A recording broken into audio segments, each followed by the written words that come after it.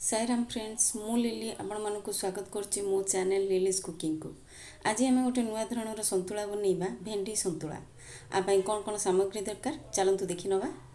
देखंतु एठी मु आलू दुटा नेछि, बाइगण गोटे नेछि, भेंडी 10टा नेछि, टमाटर गोटे नेछि, पियाज गोटे नेछि, रसुण 6-7 कला नेछि, किछि पंचफुटन नेछि, किछि हळदी नेछि आ किछि लूण नेछि।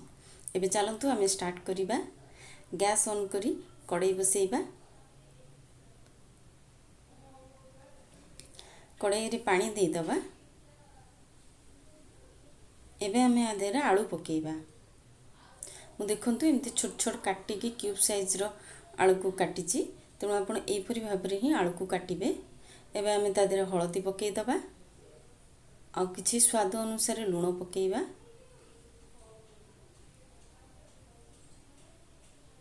एबे आकु हमें भलो भाबे गोळेई कवर करी पानी फुटिबा पई छाड़ी दबा। एबे देखंतु आम पानी फुटी आसलानी। एबे आमे तादेरे बाइगण ऐड कर दबा। आकु भलो भाबे मिसे पुणे आमे कवर कर दबा। कवर करी आकु 5 रु 7 मिनिट पर्यंत सिजेइबा। देखंतु आमर एबे आलू बाइगण सिझी आसलानी। ताकू आमे एमती टिके दाबी दाबी दबा। आलू बाइगण को भलो भाबे मिसेई दबा। एमती मिसेई देले संतुलाटा खाइबा को भी भल लागिबो आ देखिया को भी बहुत सुंदर लागिबो। एबे आमे तादेरे भेंडी ऐड कर दबा।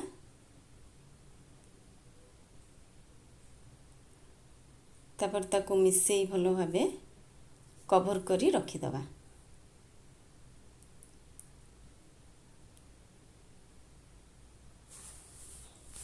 आकु हमें 1 रु 2 मिनिट पर्यंत सिजेइबा, कारण भेंडी के हमें बेसी समय सिजेइबानी, नहले से फिट्टी जीवो आ फिट्टी गले संतुलाटा भल लागिबोनी।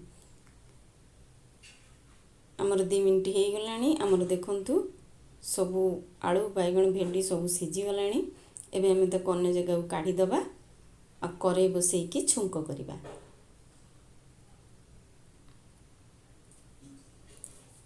देखंतु एबे गैस रे करे बसई दीची। एबे एथरे सोरिष तेल पकेइली आ तेल ताती आसले एबे हम एथरे सुखिला लंका पकेइबा। एबे हमें आधेरे पंचफुटन फुटेइबा। देखंतु जदि फ्रेंड्स आपण मानकु पंचफुटन पसंद नुए ताले आपण जीरा किंबा सोरिष फुटेइ पारिबे, किंतु संतुला रे साधारणतः पंचफुटन रो स्मेलटा भलो आसी थाए, तेणु आपण पंचफुटन यूज कले भलो हबो। एबे हमें पियाज पकेइ दबा। पियाज पकेइ भाजी दबा।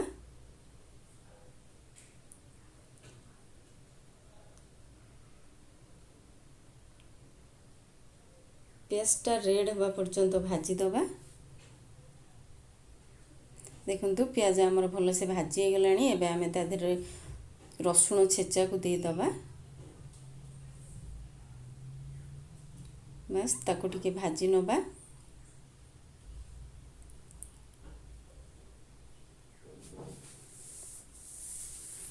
सब बेले मन रखिबे संतुला रे रसुण छेचाटा निश्चिंत देबे, कारण संतुला रे बास्नाटा भलो आसीबो। आ एठी हमें टमाटर ऐड कर देले। टमाटर को भलो भाबे मिसेई दबा। एबे हमर छुंको प्रस्तुत हो जाइछि। एबे हमें तादेरे हमर जो सिझा संतुला को दे दे संग संग कवर कर दबा,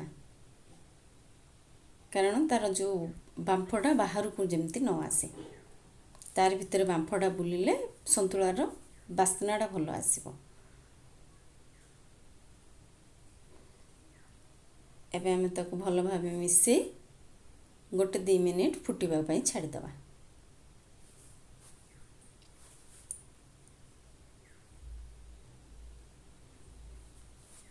तो फ्रेंड्स एबे देखंतु हमर संतुला प्रस्तुत हो जाइछि। देखंतु भेंडी आलू बाइगण संतुला केते सुंदर देखा जाउछि आ खाइबा को मध्य बहुत टेस्टी।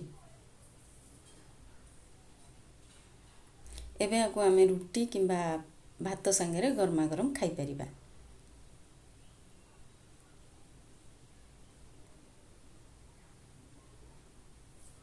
तो फ्रेंड्स जदि मोर ये वीडियोटी आपण मानक पसंद लगी तेबे प्लीज़ मो चैनल को लाइक शेयर सब्सक्राइब कर दिंतु आ पाखे थोड़ा बेल आइकन को दबाई दिंतु ताकि मो वीडियो नुआ नुआ नोटिफिकेशन आपण पाखे पहुँची पार आपण मो वीडियो को एंजॉय करें। तो थैंक यू।